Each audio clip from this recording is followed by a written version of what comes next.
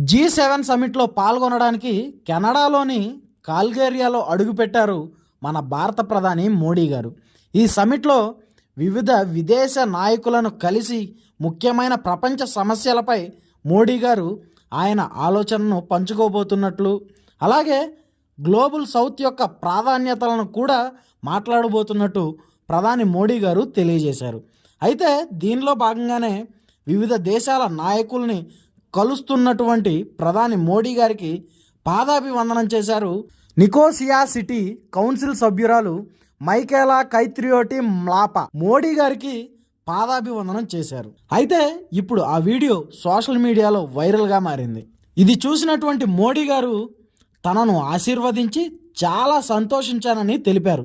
మరియు మన భారతదేశ సంస్కృతి దేశ విదేశాలను వ్యాప్తి చెందడంతో ఎంతో ఆనందంగా ఉందని ప్రధాని మోడీ గారు తెలియజేశారు. మరి ఈ ఘటనపై మీ అభిప్రాయం ఏంటి? కామెంట్ రూపంలో తెలియజేయండి.